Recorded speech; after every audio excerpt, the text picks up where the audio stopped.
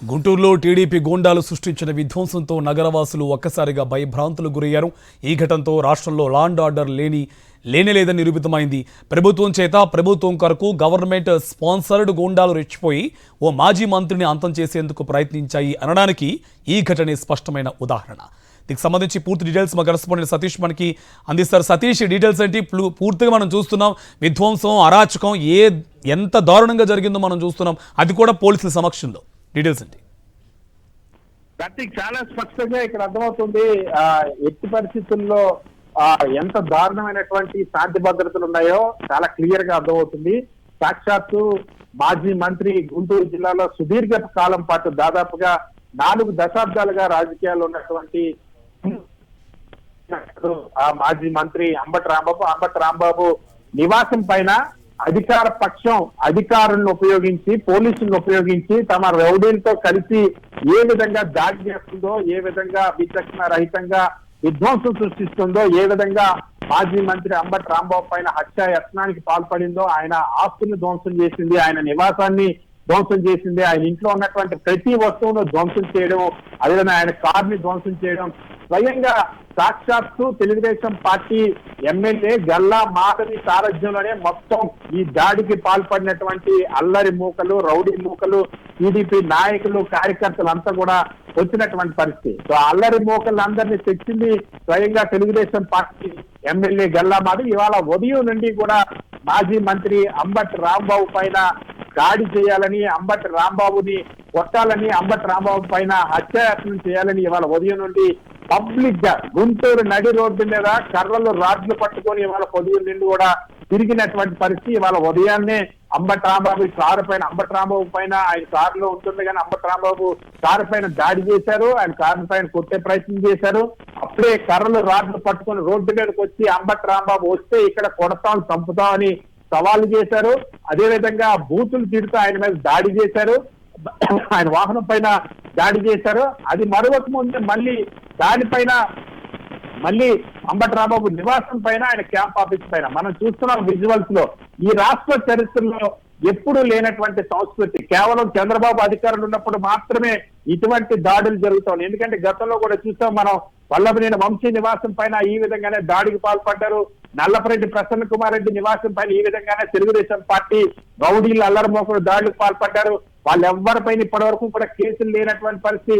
మళ్ళీ ఇప్పుడు మాజీ మంత్రి అంబటి రాంబాబు పైన స్వయంగా ఆయన పోలీసులు ఆ సమక్షంలో జరుగుతున్న దాడి. వాళ్ళు కర్రలతో కొడుతున్నారు, రాడ్లతో కొడతా ఉన్నారు, వాహనాలను ధ్వంసం చేస్తా ఉన్నారు, అక్కడ ఉన్నటువంటి బైక్లు కొడతా ఉన్నారు, ఆ కారును ధ్వంసం చేస్తా ఉన్నారు, అంబటి రాంబాబు ఇంటిని ధ్వంసం చేస్తా ఉన్నారు, అంబటి రాంబాబు ఇంట్లో ఉన్నటువంటి వస్తువులు ధ్వంసం చేస్తా ఉన్నారు, ఆ ఫర్నిచర్ ధ్వంసం చేస్తా ఉన్నారు, కుర్చీలు ధ్వంసం చేస్తా ఉన్నారు. అన్నిటినీ ధ్వంసం చేస్తున్నంతా కూడా ఇదంతా పోలీసులు అక్కడ ప్రేక్షక పాత్ర పోషిస్తున్న పరిస్థితి. ఒక్కడి పైన కూడా కళ్ళ ముందు రాడ్లతో వాళ్ళు కొడుతుంటే ఒక్కడి పైన కూడా లాఠీ ఎత్తడానికి కూడా చేయరాలేదు పోలీసుల కంటే. ఎంత నిస్సహాయంగా వ్యవహరించారు, ఎంత ప్రేక్షక పాత్ర పోషించారంటే మహిళలు అక్కడ రాడ్లతో వాహనాలు ధ్వంసం చేస్తుంటే కనీసం మహిళలు నియంత్రించే శక్తి సామర్థ్యం కూడా లేదన్నట్టుగా పోలీసులు అక్కడ వాళ్ళు ప్రేక్షక పాత్ర పోషించడం అన్నది ఆశ్చర్యపరుస్తుంది. సో ప్రభుత్వం చేస్తున్నటువంటి దాడిగా ఇది కనిపిస్తుంది. అధికార పక్షం ఎంతటికి బరి తెగించి ఈ విధంగా ఈ రాష్ట్రంలో శాంతి భద్రతల విఘాతం కలిగిస్తుందో, భయభ్రాంతులు గురి చేస్తుందో, ప్రజలు ఎవరికి కూడా ఈ రాష్ట్రంలో స్వేచ్ఛగా జీవించే స్వేచ్ఛటువంటి సంకేతాన్ని సాక్షాత్తు అధికార పక్షమే ఇవ్వడం. సాధారణంగా ఏ రాష్ట్ర ప్రభుత్వాలైనా సరే, ఏ ముఖ్యమంత్రి హయాంలో ఉన్నటువంటి ప్రభుత్వాలైనా సరే, ఆ ప్రభుత్వంలో శాంతి భద్రత విఘాతం కలగకూడదు, అల్లర్లు జరగకూడదు, ప్రజల జీవనానికి ఇబ్బంది కలగకూడదు, డిస్టర్బెన్స్ రాకూడదు, ఉండాలన్నటువంటి ప్రయత్నం చేస్తారు. అలాంటప్పుడే ఆ రాష్ట్రానికి పెట్టుబడిదారులు వస్తారు, ఆ రాష్ట్రానికి వృద్ధి సాధించగలుగుతుందో, ఆ రాష్ట్రానికి ఇన్వెస్టర్లు వస్తారు.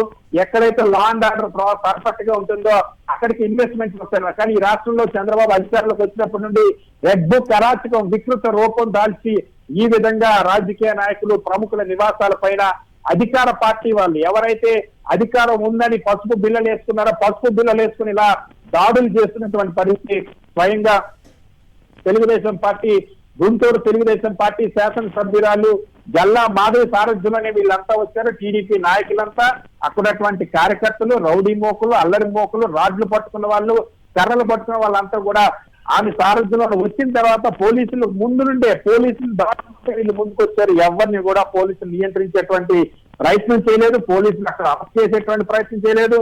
సాధారణంగా ఏదైనా చిన్న చిన్న ధర్నాలు చేస్తేనే విద్యార్థుల పైన పీడీ కేసులు పెడతా ఉన్నారు.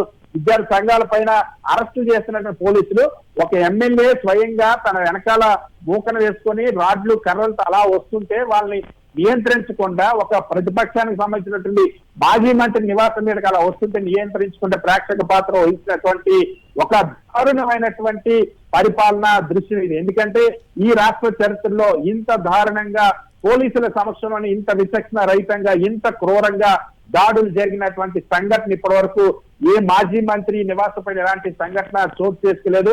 కేవలం చంద్రబాబు ప్రభుత్వంలో కూటమి ప్రభుత్వంలో మాత్రమే ఈ సంఘటన చోటు చేసుకుంది.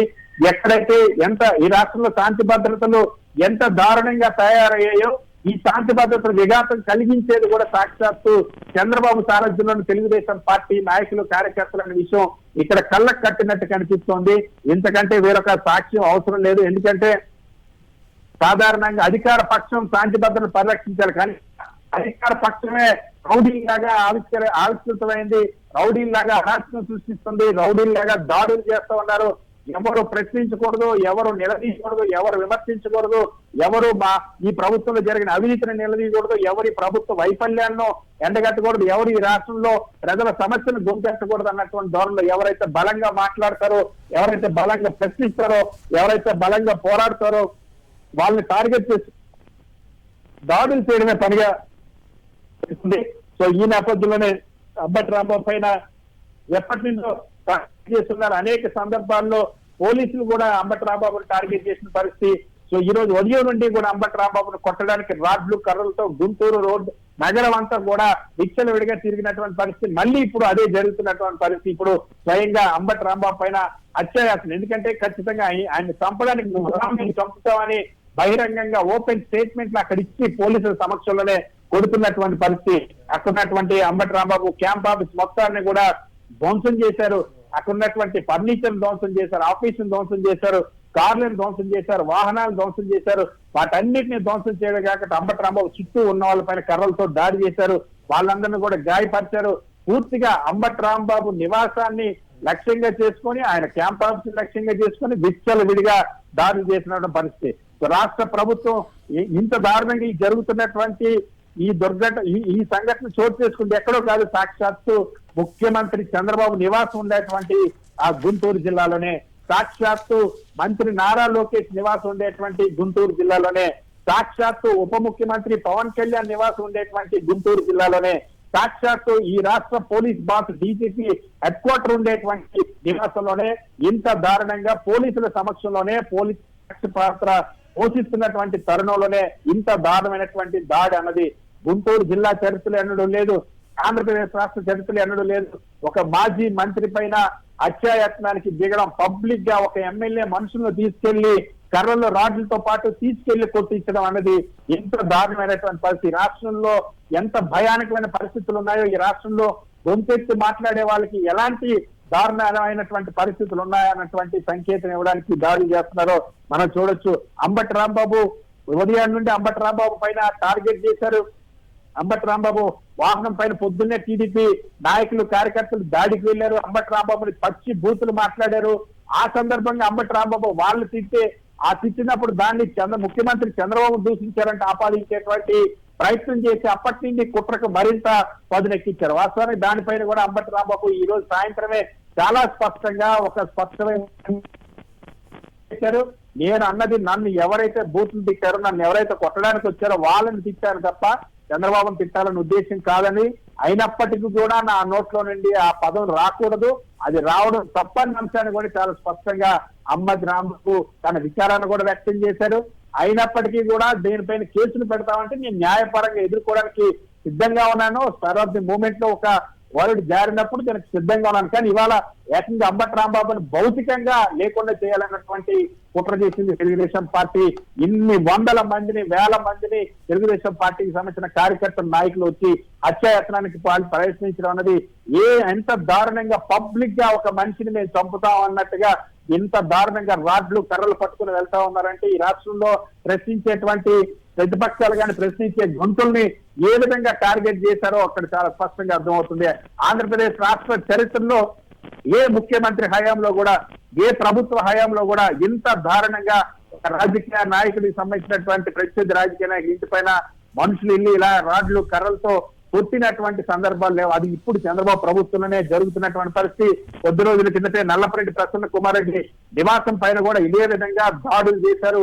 ఏమిరెడ్డి ప్రసాద్ రెడ్డికి సంబంధించినటువంటి మనుషులు అంతకుముందు ఫలితాలు వచ్చినప్పుడు విచ్చలవిడిగా రాష్ట్ర వ్యాప్తంగా అనేక మంది నాయకుల ఇళ్ల పైన తెలుగుదేశం పార్టీ నాయకులు ఎలాగే దాడులు చేశారు.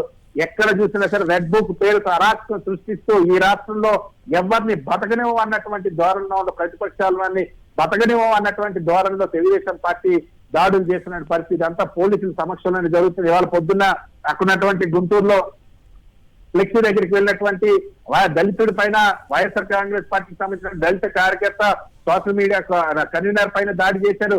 అదేవిధంగా మాజీ మంత్రి అంబటి రాంబాబు పైన దాడి చేశారు. విచ్చలవిడిగా బూతులు మాట్లాడుకుంటూ అంబటి రాంబాబును కొట్టేటువంటి ప్రయత్నం చేశారు. ఇప్పుడు మళ్ళీ అదే ధోరణి ఇక్కడ ఏకంగా వచ్చి అంబటి రాంబాబు నివాసం పైన ఎంత దారుణంగా, ఎంత పబ్లిక్ గా పోలీసుల సమక్షంలోనే కొడుతూ ఆ ఇంట్లో ఉన్నటువంటి వస్తువులు తీసుకొచ్చి ధ్వంసం చేస్తుంటే ఎవరైతే కార్యకర్తలు టీడీపీకి సంబంధించిన రౌడీలు ఆ వస్తువులు తీసుకురాలేకపోతే పోలీసులు మరింత ఊతం అందిస్తున్నట్టుగా కనిపిస్తుంది తప్ప ఎక్కడ కూడా దాన్ని నియంత్రించేటువంటి ప్రయత్నం జరగలేదు.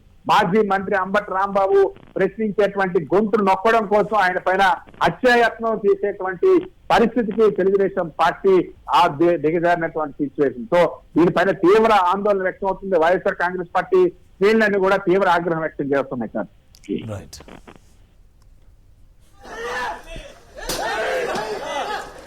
మనం చూడొచ్చు స్క్రీన్లో టీడీపీ మోకలు ఏ విధంగా విధ్వంసాన్ని క్రియేట్ చేస్తూ అక్కడ పరిస్థితిని పూర్తిగా మార్చేసిన పరిస్థితి మనం విజువల్స్లో చూడొచ్చు. సాక్షి టీవీ ఎక్స్క్లూజివ్గా మనం చూస్తున్నాం.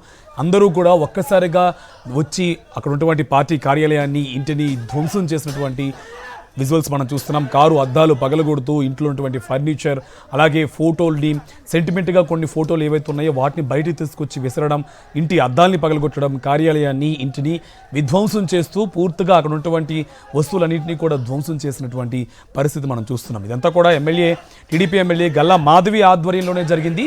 పచ్చమూకలు అలాగే రౌడీలతో రాడ్లు కర్రలతో దాడి చేయించి ప్రశ్నించిన ప్రతి ఒక్కరికి ఇదే రకమైన పరిస్థితి ఆంధ్రప్రదేశ్లో ఉంటుంది అని హెచ్చరిక చేసిన విధంగా దాడులు మనకు కనిపిస్తున్నాయి. ప్రభుత్వాన్ని ఎవరు విమర్శించినా, ప్రభుత్వాన్ని ఎవరు ప్రశ్నించినా, ప్రభుత్వం చేస్తున్న పరిపాలన తప్పు అని చెప్పిన ప్రతి ఒక్కరికి ఇలానే ఉంటుందనే విధంగా టీడీపీ మోకలు ఇవాళ అంబటి రాంబాబు ఇంటిపై హత్యాయత్నానికి దిగిన విజువల్స్ మనం చూడొచ్చు. ప్రభుత్వాన్ని ప్రశ్నించిన ప్రతి ఒక్క వైఎస్ఆర్సీపీ నాయకుడికి ఇలానే ఉంటుందనే విధంగా టీడీపీ నేతలు హెచ్చరికలు పంపిస్తున్నారు. అక్కడ దాడి అంతా కూడా జరుగుతున్నప్పటికీ పోలీసులు కనీసం నిలువరించే ప్రయత్నం కూడా చేయట్లేదు. ఎవరైతే వైఎస్ఆర్సీపీ నేతలు అందరూ కూడా అంబటి రాంబాబుకు రక్షణ వలయంలో ఉన్నారో వాళ్ళందరికీ కూడా కాళ్ళు, చేతులు, తలపై గాయాలైన పరిస్థితి కనిపిస్తుంది. నిన్నటిగా విడుదల రజనీపై ప్రశ్నించిన పాపానికి ఆవిడపై దాడి చేసిన పరిస్థితి కనిపిస్తుంది. ఆవిడ కారుని పగలగొట్టేంత ప్రయత్నం చేశారు, దాడి చేశారు రాడ్లతో. ఇవాళ అదేవిధంగా నిన్న ఫ్లెక్సీ ఏర్పాటు చేశారు అక్కడ గుంటూరులో. ఆ ఫ్లెక్సీని వైఎస్ఆర్సీపీ పార్టీకి ఆపాదిస్తూ తిరుమల లడ్డుకు సంబంధించి ఫ్లెక్సీ ఏర్పాటు చేశారు. అది సిట్ రిపోర్ట్ వచ్చిన తర్వాత కూడా, సుప్రీంకోర్టు ఆర్డర్స్ ఉన్నప్పటికీ కూడా, సిబిఐ రిపోర్ట్ ఉన్నప్పటికీ కూడా మళ్ళీ దాన్ని వైఎస్ఆర్సీపీపై నెట్టే ప్రయత్నం చేస్తున్నారు. అక్కడ ఉన్నటువంటి ఫ్లెక్సీ వివాదాస్పదంగా ఉంది, దీన్ని తొలగించండి అని చెప్పిన ఒకే ఒక పాపం. అలాగే ప్రభుత్వం చేసినటువంటి తప్పిదాలు, తిరుమల లడ్డు విషయంలో ఏ విధంగా ప్రభుత్వాన్ని ప్రశ్నించారో వీటన్నింటినీ వెరసి ఎలా అయినా అంబటి రాంబాబుని కంట్రోల్ చేయాలి, అంబటి రాంబాబుని పూర్తిగా నిలువరించాలి అన్న ప్రయత్నంతో ఆయనపై హత్యాయత్నానికి టీడీపీ మోకలు, అది కూడా టీడీపీ ఎమ్మెల్యే గల్లా మాధవి ఆధ్వర్యంలో ఇవాళ జరిగినటువంటి హత్యా ప్రయత్నం మనకి క్లియర్గా స్క్రీన్ మీద కనిపిస్తుంది.